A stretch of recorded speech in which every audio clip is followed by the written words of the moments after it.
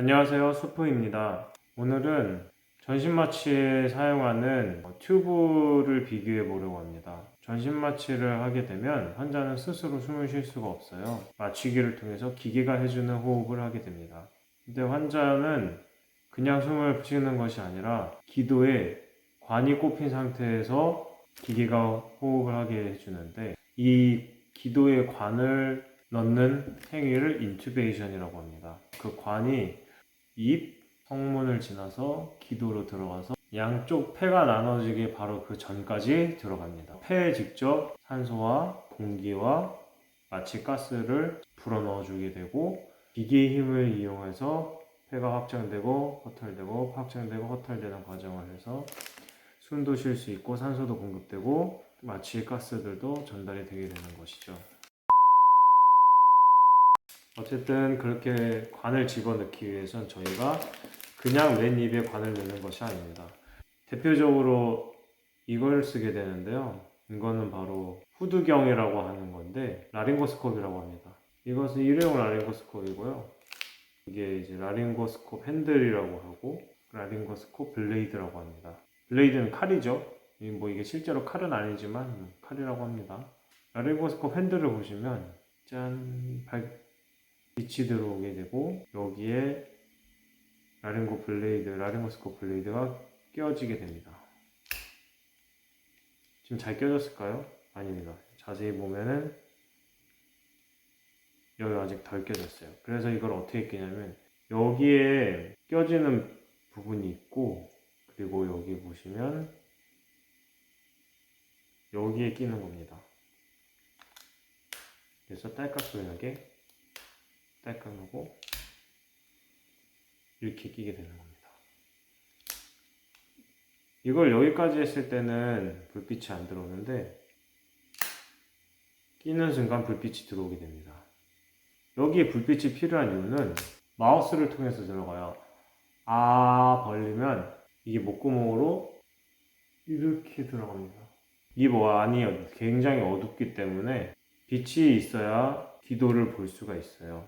정확히 말하면 성대가 이렇게 있고 그 안에 성문이라는 공간으로 들어가야 되는데, 그 공간이 우리가 눕게 되면은 혀 때문에 보이지가 않아요. 그래서 이거를 혀도 밀어 올리고 여기 끝에, 블레이드 끝에 있는 성문을 노출시키기 위해서 이것을 씁니다. 이 블레이드 잘 보시면 여긴 이렇게 턱이 지어 있어요. 그 이유는 무엇이냐면 이렇게 들어가 여기가 성대면은 보이면은 여기로 튜브를 넣으라는 뜻이에요. 그래서 성문을 보고 이제 마취과 의사가 인튜베이션을 하게 되는데,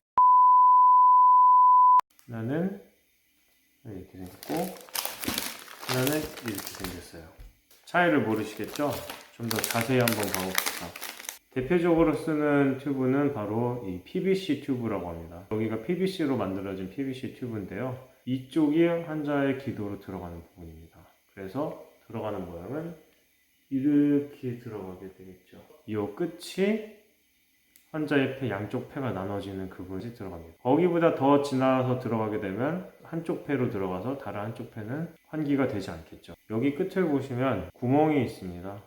이쪽 구멍도 있고 여기도 구멍 있고, 여기 구멍을 RPI라고 하는데 양쪽 폐가 나눠지기 직전까지 들어간다고 했잖아요. 왼쪽 사면이 비스듬하게 되어 있습니다. 그리고 구멍이 이쪽이 있고 여기가 있죠. 이렇게 된 이유는 뭐냐면 폐와 기관지의 해부학적인 구조 때문에 그렇게 되어 있습니다. 이쪽도 공기가 통하고 이쪽도 공기가 통하게 하기 위해서 이렇게 되어 있습니다. 그러면은 공기가 났을 때 새면 어떡하죠? 뒤로는 새지 말라고 여기 커프가 있습니다. 이 커프는 뭐냐면 공기를 넣어주는 거예요. 여기 연결해서 공기를 넣게 되면, 한 번만 더 넣겠습니다.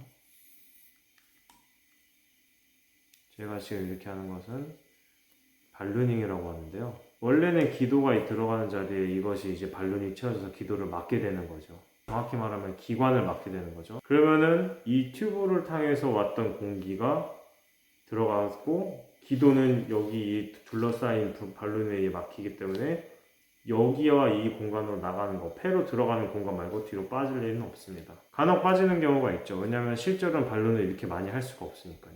왜 그러냐면 발론을 이렇게 많이 한다고 좋은 게 아닙니다.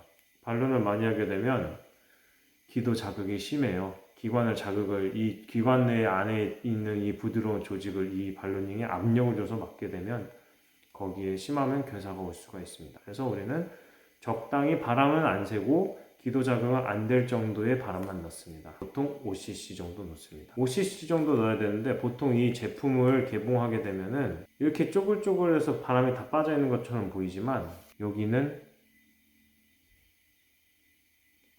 공기가 어느 정도 차 있습니다. 이거는 완전히 공기가 제거된 상태가 아닌데요. 처음에 이것 준비할 때 이렇게 플랫하게 쭈그러들어 있게 공기를 빼줘야 합니다. 이것이 공기가 다 제거된 상태고 이 상태에서 5cc를 넣는 겁니다.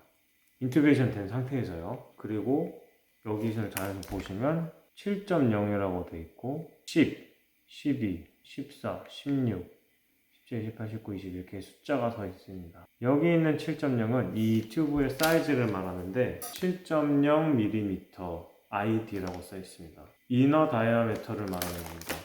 여기 이 안의 직경 다이아메터, 이것이 7mm라는 겁니다. 프렌치로 계산을 하게 되면은 이너 다이아메터인 7에 곱하기 3.14를 곱해야 됩니다. 대충 3을 곱한다고 치면은 이것은 21 프렌치 정도가 되겠죠. 그래서 일단은 지금 우리는 이걸 7mm라고 합니다. 아웃 다이아메터로 계산하는 데도 있습니다. 아웃 다이아메터도 있는데 여기는 9.65D라고 써 있네요. 아웃 다이아메터가 9.6인 겁니다. 보통 저희는 인 다이아메터 기준으로 생각을 합니다. 여기 있는 숫자 10, 14, 16 이런 숫자들은 얼만큼 들어갔는지를 보기 위해 나타내는 숫자입니다. 남자는 22, 24, 여자는 21, 22 정도로 들어갔는데요. 들어갔을 때 얼만큼까지 들어갔는지 파악할 수 있는 것은 앞니가 기준이 됩니다. 그러면은 한 이 정도가 되는 겁니다. 여기 부분은 이제 마취기기의 호흡 회로와 연결되는 부분입니다. 지금 여기 제품을 개봉하면 이렇게 사이가 이렇게 떠 있어요. 그러면 이게 이렇게 막 움직이고 이렇게 하다가 이렇게 빠질 수가 있습니다.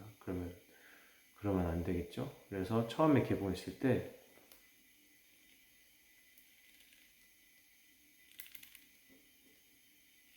이렇게 꽉 끝까지 밀어 넣어줘야 됩니다. 그래야 빠지는 사고가 일어나지 않습니다. 다른 것 종류의 튜브를 하나 더 보여드리겠습니다. 와이어 튜브라고 합니다. 와이어 튜브라고 하기도 하고 리인포스드 튜브라고도 합니다. 차이가 뭐냐면 자세히 보시면 뭐 안에 뭐가 있어요. 그렇죠? 이건 바로 용수철입니다. 용수철. 구조는 거의 비슷해요. 구조는 비슷한데 이 용수철이 있느냐 없느냐의 차이입니다. 왜 용수철이 있냐면 들어갔는데 수술 중에 체위 변경, 포지션 변동이라든지 어떤 이유가 있어서 이것이 이렇게 만약에 꺾이게 되거나 꺾이면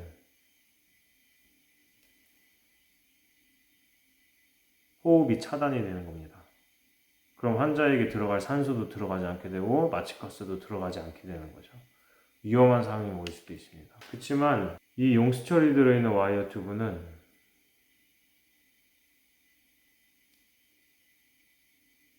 아무리 해도 아무리 지금 이만큼 구겼는데도 안 눌러집니다. 이렇게 강도로 똑같이 이 PVC 튜브를 해볼게요.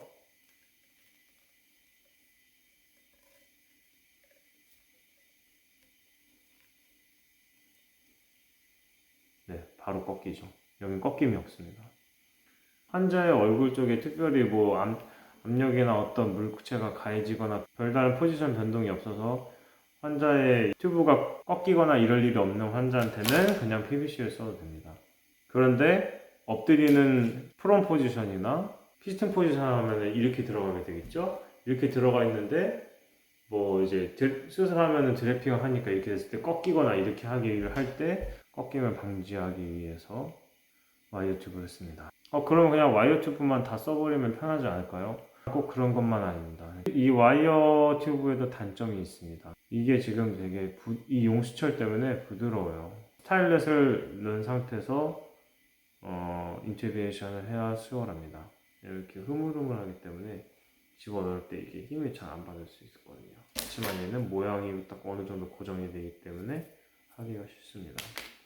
PVC는 이렇게 꺾였다고 하더라도 다시 펴지면은 원래 모양으로 돌아옵니다. 그리고 만약에 환자가 이로 물었거나 아니면 어떤 일에 있어서 눌렸는데 다시 그것을 떼버리면은 원래대로 돌아옵니다.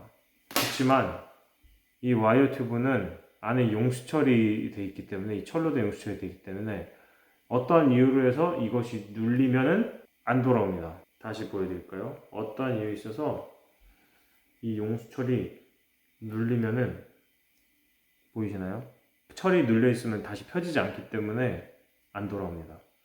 이 상태에서 이렇게 꺾였다고 한번 생각해 보면 공기 흐름이 이렇게 지금 계속 방해를 받게 되고 있는 거고, 여기에 이제 뭐 습기나 이런 것들이 차서 완전히 공기 흐름을 방해할 수도 있습니다. 이런 장단점이 있습니다. 프론 포지션하는 스파인 수술, 척추 수술이나 필드가 주로 여기가 되는 수술, 그러니까 두경부 수술, 사이로이드, 그리고 마우스, 코 수술, 안면 수술, 두개골 수술, 크라니오토미 이렇게 수술할 때는 필드가 여기이기 때문에 여기에 아무래도 터치가 많이 있을 수도 있으니까 꺾이거나 이런 거 방지하기 위해서 와이어 튜브를 씁니다.